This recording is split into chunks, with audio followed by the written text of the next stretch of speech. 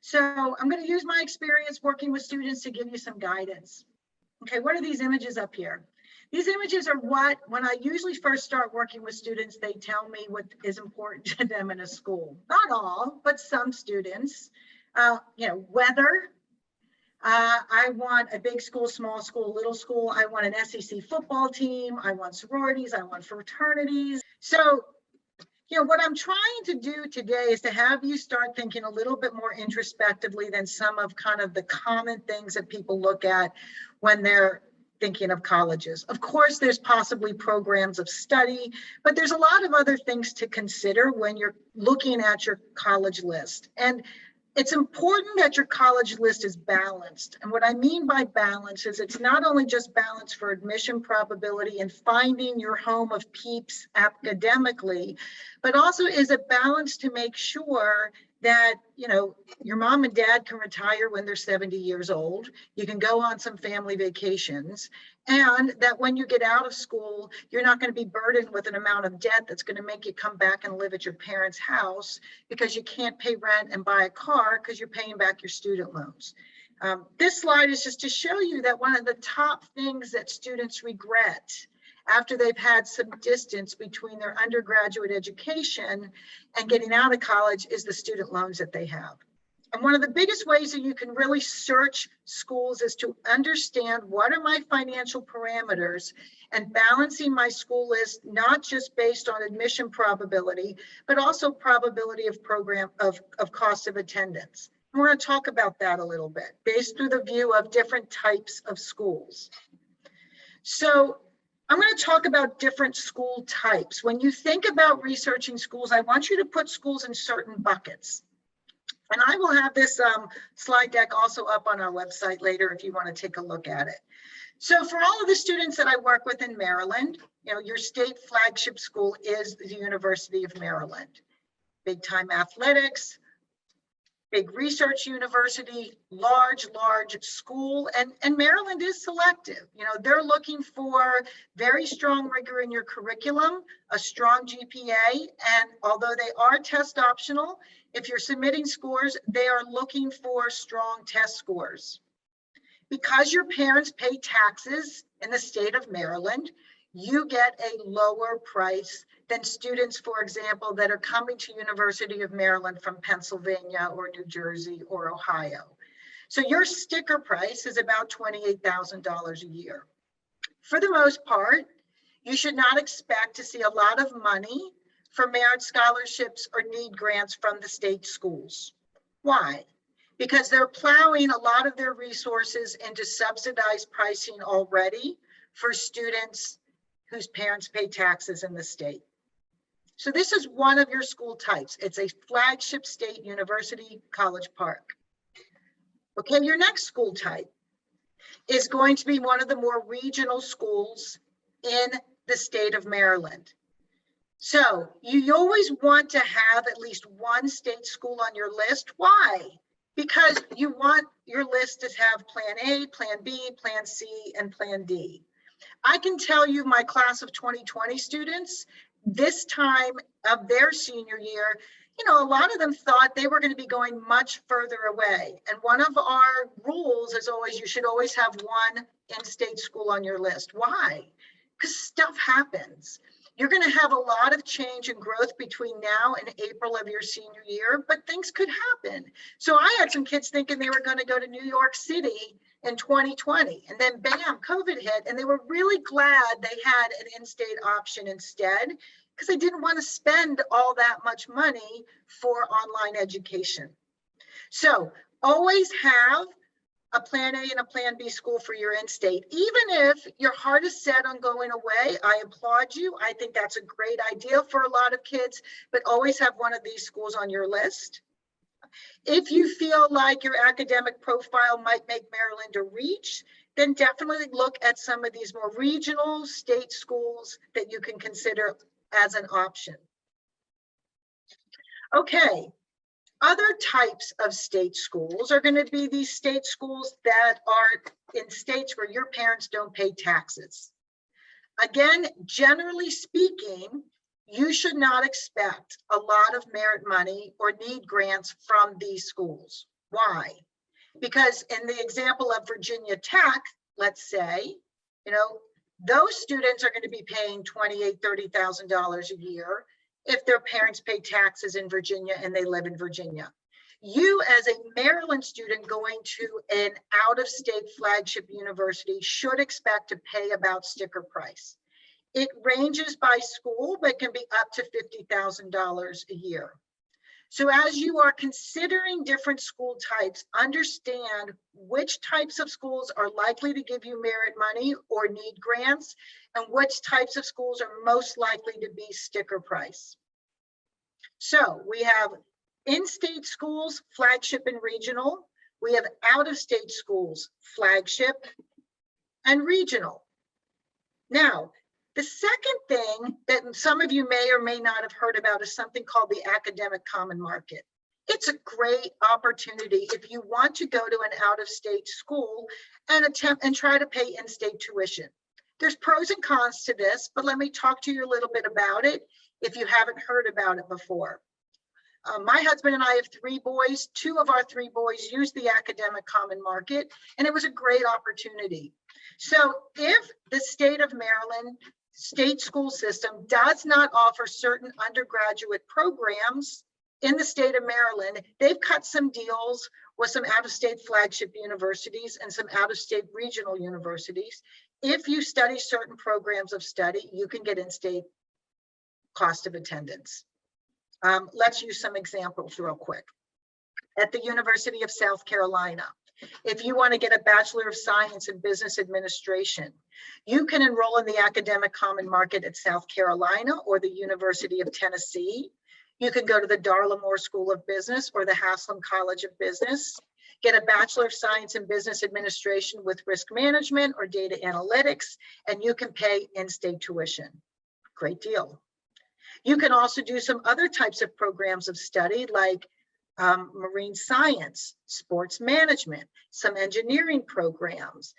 There's a variety of programs. There's a link on our website to the academic common market, but you can also just Google academic common market and you'll be able to pull up that site and see what all of the schools are that are participating and what programs of study are involved. Now, here's the key. You have to be comfortable with the program of study, because if you go into that school under the academic common market program of study and you decide to switch majors, you will then be charged out-of-state tuition. So pros and cons to this approach, but know that this is an opportunity out there. If your student wants to try to stay within in-state tuition parameters, maybe College Park is a reach school for them academically, and they have a better shot of in-state tuition going to one of these other flagship schools. It's a great deal. Okay, then we have non-flagship universities, again, out of state. These could be your James Madison, Coastal Carolina, East Carolina. These, if you're thinking a little bit about Salisbury University, but maybe in a different location of the country because you wanted to get off the Eastern Shore, a school like Coastal Carolina might be a similar kind of feel and vibe. So unless it's the academic common market, similarly speaking, unless you're in the top percentage of academic students in the class, you should be expecting to pay sticker price for these schools. So that's going to be, again, maybe in some cases a little bit less expensive, but anywhere between $26,000 and $50,000 a year. So again, to recap, we have state schools, flagship schools, and regional schools in and out of state, and the opportunity to possibly get the academic common market for some of these schools. As you are trying to balance your list with good fit schools, you should have these types of schools on your list. Okay, now let's talk about financial parameters for highly selective private schools. So a highly selective private school is going to be a school that accepts, let's say, less than 30% of their students. Their sticker price is really high. However, if your family's income and assets are such that you cannot afford their sticker price as defined by financial documents submitted, these schools can be very affordable. if you can get in. So if you have a top academic performance, you've taken rigorous classes, you've got a great high school body of work in your activities, good recommendation letters, and you're a competitive student for a selective school, don't be turned off by the sticker price until you've run the net price calculator on the front end of each of these school sites. All you have to do is type in a Google search, net price calculator for Boston College. Up will come the link. You'll put in your income and your assets, and you'll be able to see for Boston College, if you can get in, how much you might spend less than sticker price. Now, something more to note. For these highly selective private schools, they do not need to bribe academic talent to come. So do not expect to have the price reduced for academic merit scholarships. Even if you are an excellent student, they don't need to bribe you to come. Your price reduction will come if your parents' income and assets are such that they demonstrate need. The school can be very generous with need grants. So state schools and private schools, this discussion right here, this slide is about highly selective private schools, schools that accept less than 30% of their kids. All right, here's an example of a highly selective private school. Let's look at University of Maryland and Amherst College. So, big difference in cost of attendance. You're going to be listening to another webinar about FAFSA and CSF's profile. That's another term for inputting data into an algorithm to see how much that school thinks you should be able to pay based on your income and your assets. In this example, I have a family who, based on their income and assets, shows that they should be able to pay $27,000 a year. Amherst College is a highly selective school that says, if you can get in and your EFC or what you can pay is $27,000, we will give you a grant for the difference. In this example, a student who can get into Amherst, who knows what their expected family contribution is or their EFC by completing the FAFSA, you can see here where they very well may pay about the same amount of money for a highly selective private school versus their state flagship university. So if you're a top performing student, always make sure you run the net price calculator and don't be afraid of the sticker price of some of these selective schools until you've run the net price calculator. Okay, now we have another type of school to consider when you're researching schools. I love these kind of schools. One of my sons went to a moderately sized private school. So these are going to be schools between, 8 to 15,000 students, not too huge, not too little itty bitty. They have a wide variety of programs to study. They're private schools, so they can be expensive, but they usually have pretty strong endowments, and they like to bribe academic excellence to come. Why? Let's use as an example, University of Dayton in Ohio, one of my favorite schools. My oldest son went there. Great school. They have engineering, they have health sciences, they have nursing, they have liberal arts, they have a great entrepreneurship and business program, fun D1 basketball, really great school. Well, University of Dayton knows they're in Dayton, Ohio. They accept over 50% of their kids. If they want to get academic talent to come to their school, they're going to have to bribe them a little bit. So as where an Amherst College doesn't necessarily give out academic merit scholarships, a school like University of Dayton will, because they want to try to bribe you away. They also can be generous with need grants. So it can be a 1-2 punch for some of these schools where if you have a strong transcript, a strong high school body of work, they may try to bribe you to come. I know, for example, University of Dayton gives over 95% of their kids merit scholarships, and they're generous with need grants. So that's just an example of a moderately sized private school to consider. Now, just as a note, I actually have created lists for you that you can get on the front end of our website by tomorrow so that you can actually pull up some of these schools that I'm talking about and maybe start researching them. So you don't have to make every note that I'm saying here. I'm going to provide you with some resources and content based on my data and my experience. Okay, state schools, in-state, out-of-state, academic common market, highly selective private schools that are generous with need grants but not merit scholarships. Now we have more private schools that accept more than 30% of their kids that can be generous. And then we have the smaller traditional liberal arts colleges. A lot of these schools are great schools, high quality schools, and they can be incredibly generous with merit scholarships and need grants. So while you see this sticker price is $50,000 a year, do not expect to pay that sticker price for most of these schools. In fact, it's really helpful if your list might have a couple competing schools against them. Why? Well, if Denison knows that they compete with Allegheny College and Juniata, for example, and come April of your senior year, you have several offers, financial offers on the table from different schools.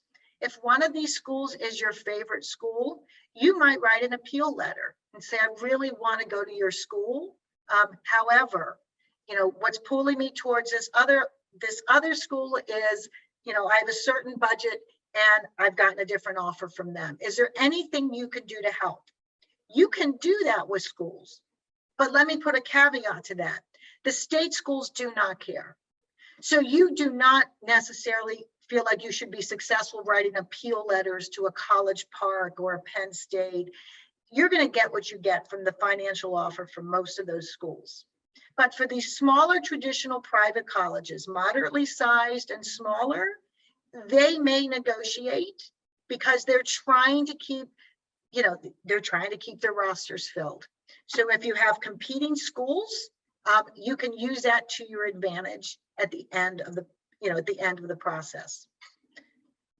Okay, so let's talk about certain schools again. I'll put another example up here. Again, this entire process is first, let's understand what are my cost of attendance parameters, talking to my parents, and running what my expected family contribution is. Once I know what my bucket of money looks like, then I can go look at different school types. So in this example, you can see where you have different kinds of schools. Your state school, Denison and Allegheny, which are traditional private colleges, University of Dayton and Syracuse, which are moderately sized private colleges. And if you look towards the bottom of this, you can see that the sticker price or the end price for a lot of these schools isn't what you might expect. So running the net price calculator on the front end of each of these schools is vital.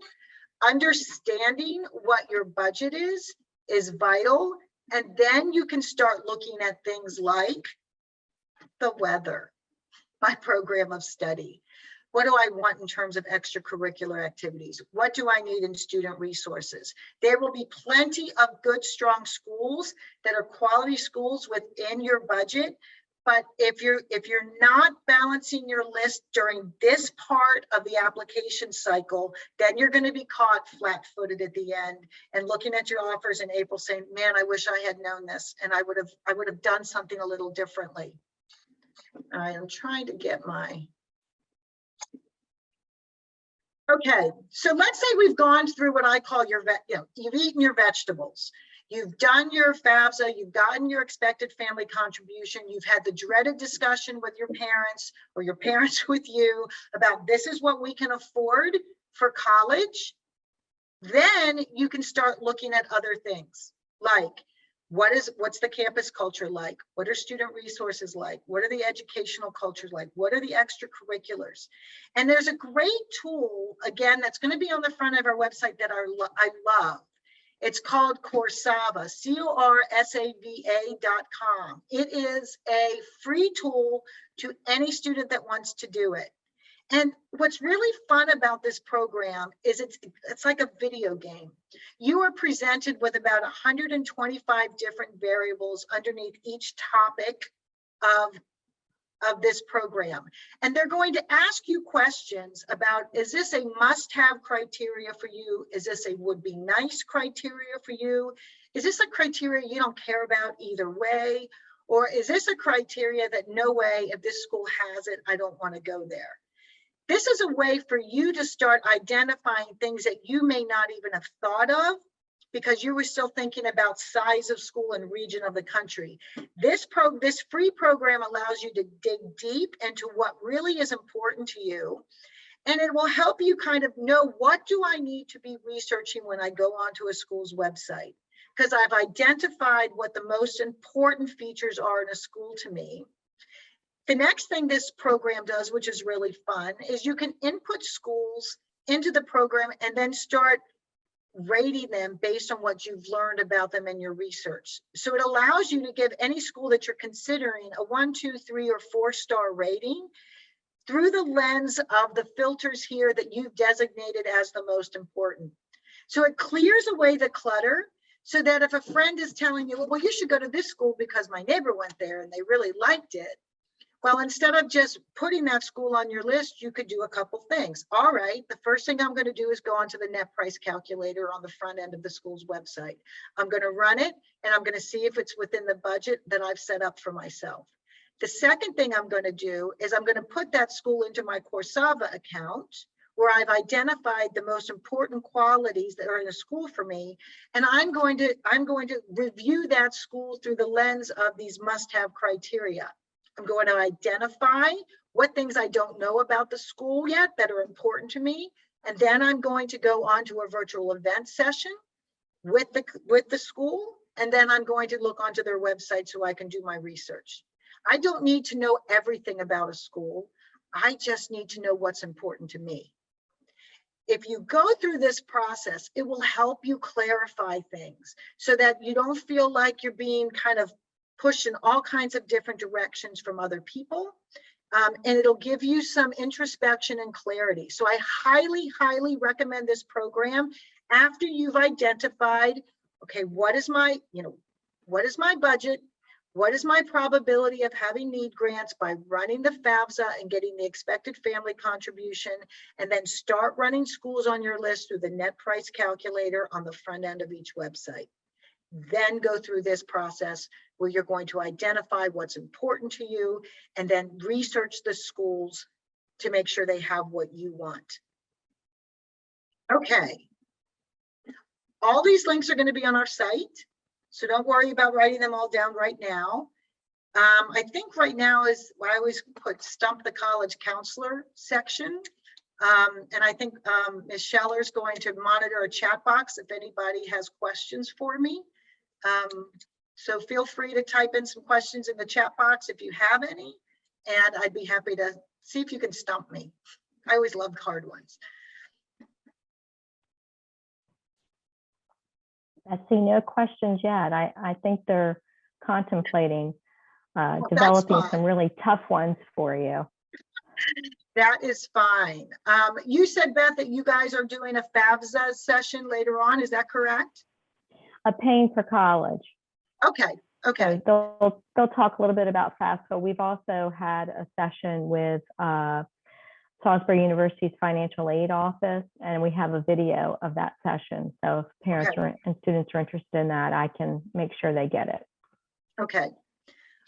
If a couple other things that, I always talk to students about, because, it is pretty common that what your parents are able to contribute towards your college education, isn't always going to fund the whole thing. If you're fortunate enough to have some bucket of money from your parents, that's awesome. But a lot of times there's a gap. Here's some additional pieces of information I would give you as you are evaluating your list.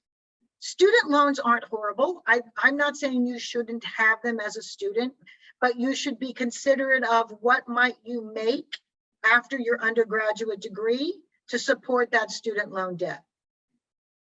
For the most part, my general rule of thumb is you should not be under student loan debt more than what you should expect out of your first year's salary coming out of college. So if you're a business major, a communications major, a liberal arts major, that may be a different amount of debt than perhaps if you're going into a computer science major, or perhaps if you're going into an engineering program. So look and consider what you might study as an undergraduate degree. Consider if that undergraduate degree is going to require you to have 4 more years of schooling. And consider what you might be making after you get out of college. The amount that you can get as a student loan from the federal government is about $28,000.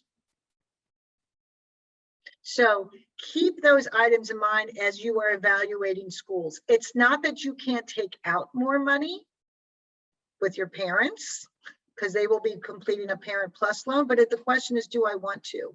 Will it make sense after 4 years doing that? And if a school can prove to you that it's going to give you a higher return on your investment, great.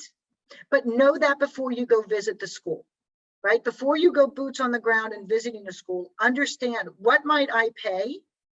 How much more might I need to take out in my own personal student loans to meet a gap? What will that look like in terms of payments over the next 10 years once I get out of college? And is the admissions office doing a good job of proving to me it's worth that extra investment? Sometimes there it is, sometimes it's not. And that's a great way that you can kind of analyze things. But the most important thing is to be having this discussion with your folks right now. What are our financial parameters? And then what kind of school should I look at based on that? Okay. Anything coming through the chat box, or did I get off easy? Nothing so far. Okay. Is there anything else I should touch on, Beth, that I may have forgotten about? What about when they get in and then they have these decisions to make, and how they, like, what that process is? That's a great question. Okay, first, again, I would absolutely take advantage of that Coursava program, because first and foremost, that helps you filter through what's really important to me and what do I not care about. So let me make my list of my top 15 things that are important to me in that school. One of the silver linings of COVID is, before COVID hit, most of the schools said, in order to really learn about us, you have to go boots on the ground and come to us. Now they're coming to you. There are lots and lots of virtual events where you can meet not just a general admissions event, but you can meet with somebody in your program of study. Go on those websites and attend some of those virtual events, whether that's before you apply, or if you don't have time and you need to get your apps in, that's fine. You can attend those afterwards. Schools will have admitted student days that you can go once you're admitted, and they're going to roll out the red carpet for you. If it's possible to attend those admitted students days in person, do it. If it's not, they'll have virtual events for you as well.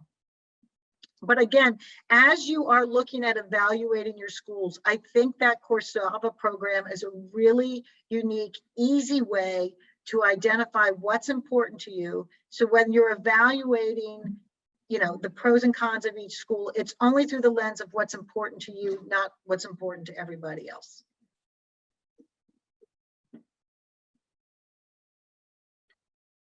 Anything else?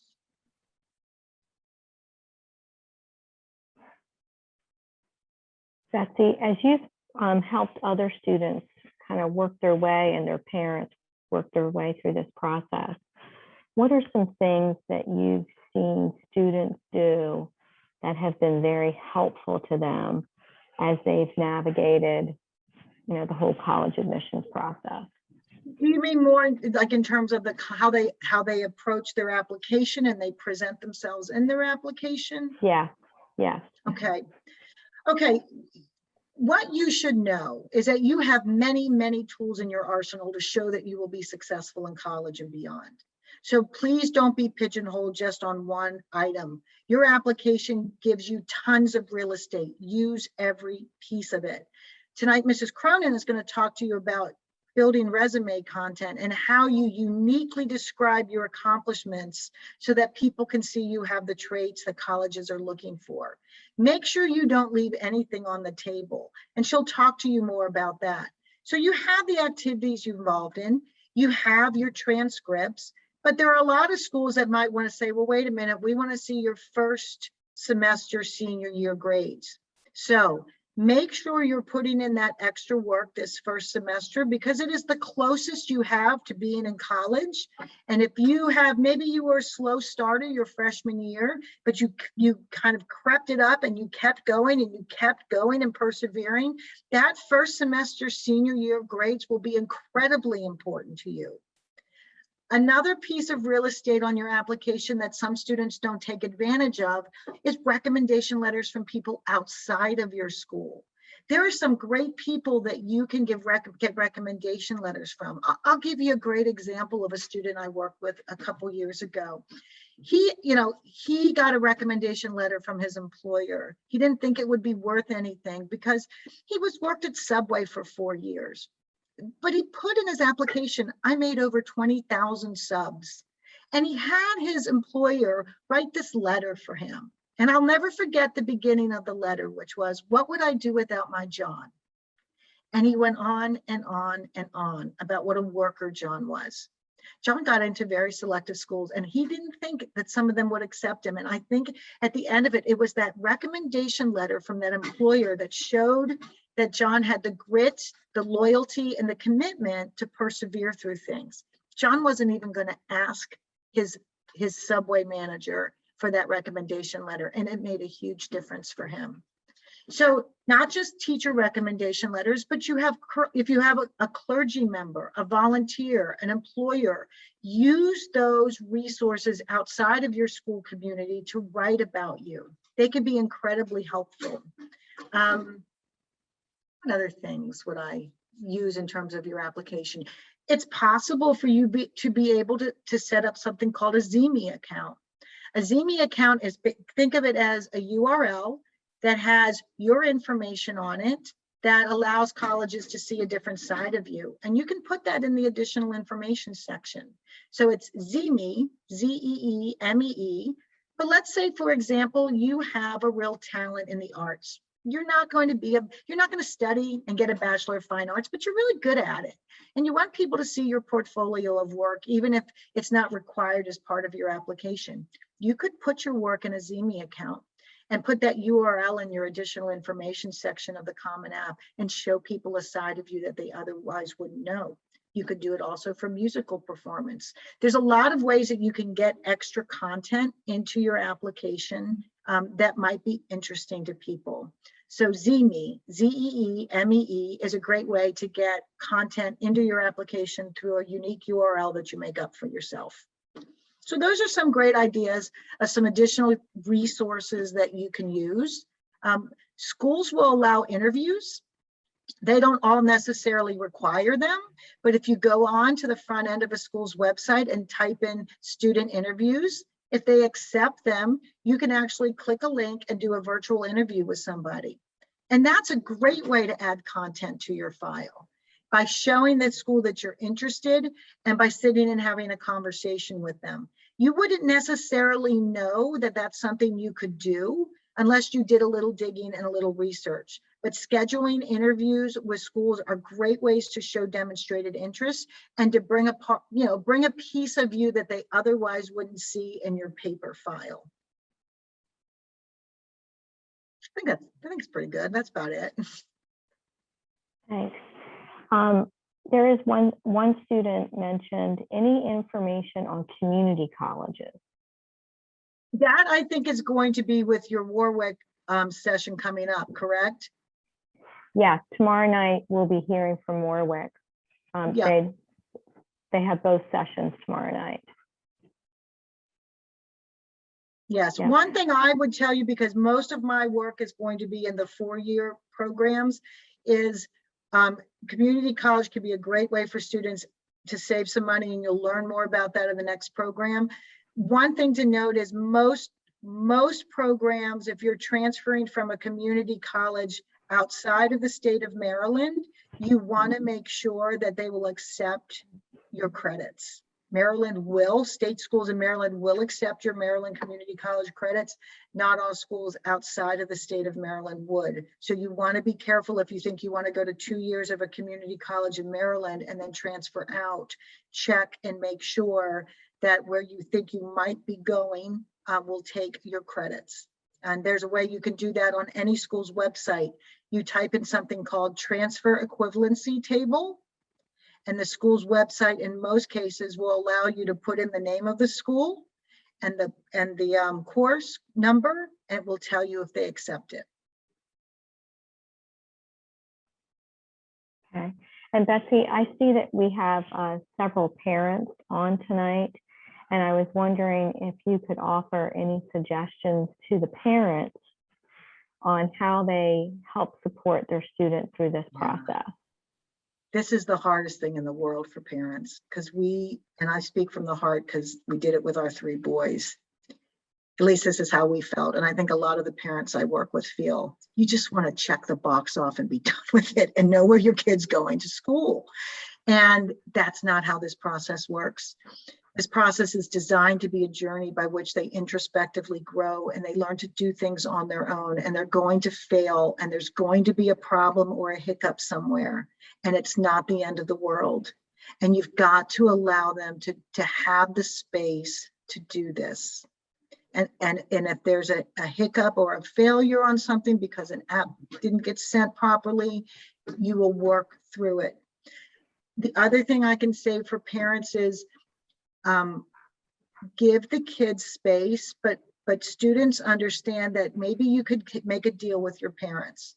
Okay, we're going to make a deal that maybe once every Sunday or once every other Sunday, we're going to sit down and we're going to spend 15 minutes talking about college. And I promise you, Mom and Dad, if you don't ask me any more questions for the rest of the time in between, then I promise I will sit down with you every Sunday and give you a 15-minute heads up. That's a great way to keep family peace. And everybody brings something to the table there. Kids, if you don't give your parents a bone, they're going to worry. They're going to be up at 3 o'clock in the morning, and they're going to be trying to ask you so many questions that you don't want to even get in the car with them. And parents, if you can just give them the space, but ask them for 15 minutes, that would be great. Another tip could be for kids in your Common Application, you can invite your parents as an advisor and enable them through their own login to preview your application. That is a great opportunity for them to be able to give you guidance without always asking you questions. And if they're asking you questions and you don't feel like talking about it, you could say, Mom, I gave you access to my Common Application. You can log in with the username that the Common App gave you, and you can see how I'm doing on my content. So those 2 tips, I think parents can help you. And students, if you give your parents just a little bit of space, they'll probably back off. And definitely think about inviting them advisors on your Common App. They can help you, and it'll give you some peace in the family. Okay. Another question. What tips do you have for students in helping them get organized for tackling this awesome task of applying to college?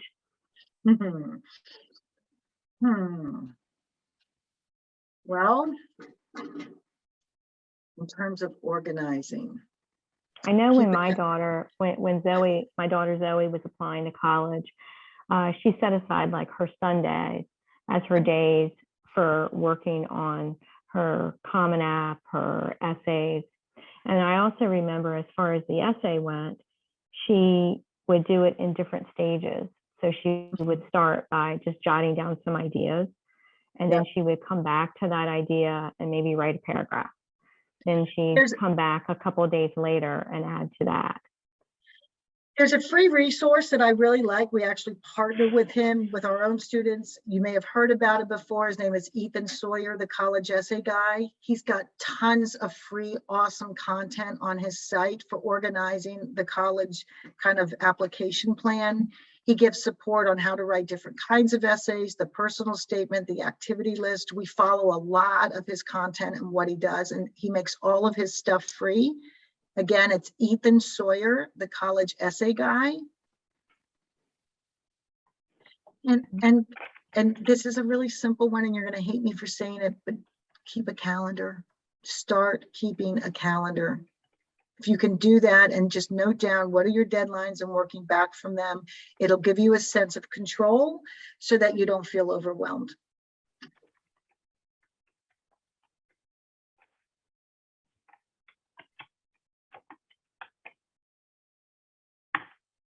Okay, any other questions from any of our students or parents? I know we have some guidance counselors on here as well. If there's anything that you're seeing or you've seen in the past that you have questions about.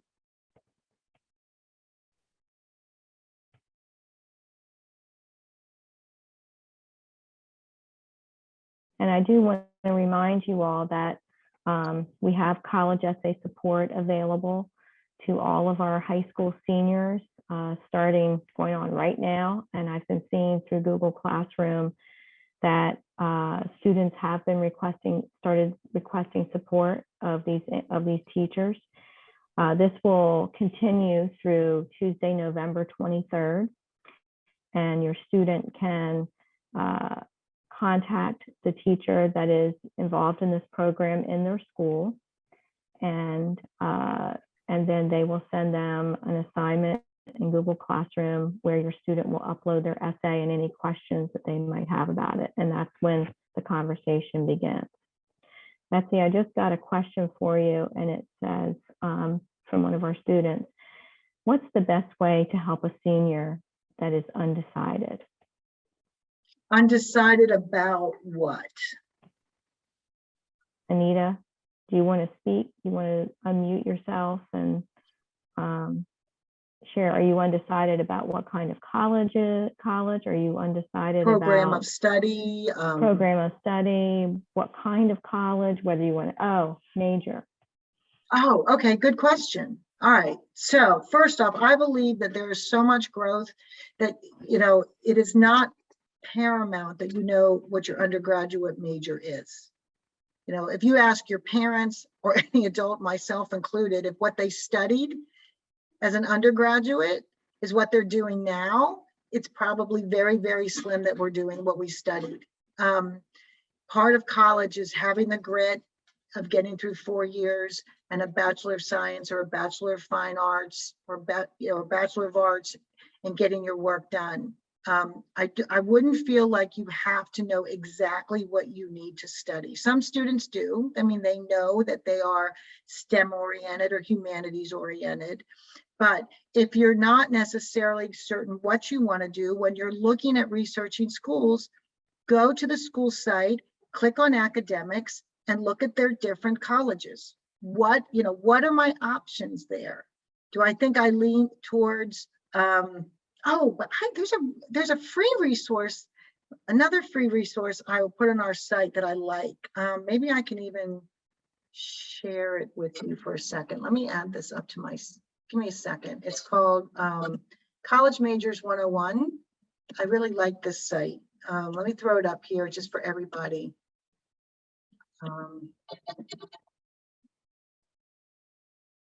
So here's the site.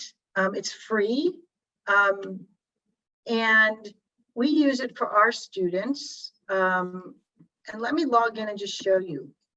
Ms. Greenie, you're gonna have to unshare and reshare that screen. Oh, okay, hang on. That's not what we're seeing. Oh, thank you. All right, share. Here we go. Okay, so this is the site, if you can see it. And I have to be not a robot. We may not have time left, so it's fine if we don't get to it, as long as you get the URL up here.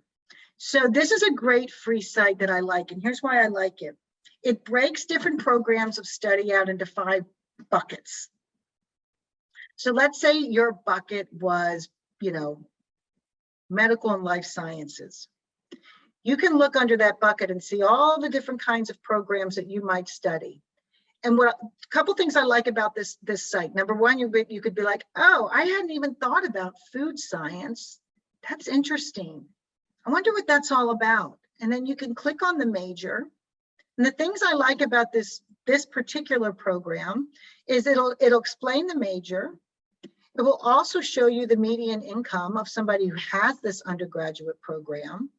It will show you schools that have strength in this program. It will also give you some student videos of what you would be studying. And you can actually go into this button here where it says food science curriculum. And you can go straight to a school's website page and see what are the classes I would take. You might go here and be like, I gotta take chemistry. I don't want that major, right? And you go back and you kind of go back and you look at some other ones. So this is a really easy way to look at different choices through these 5 different buckets, dive into a major, do a quick research of it, get some video content, get some text content, and go straight to a couple schools and see exactly what classes you would take. This might be helpful to that student. Yeah, I think that's a great idea. I put that in the chat too, so that people could remember to look that up on the internet when they have a little bit more time. This is also the this is the program that I was talking about, Coursava.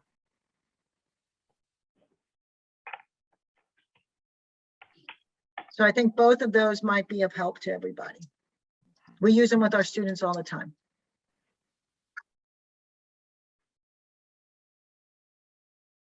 All right, I think I'm at my time, aren't I? Thank you very much, Betsy. We appreciate your help as always. Good luck, students. You have got the grit to do this. You all will find your spot. You will all find your spot. I promise you that.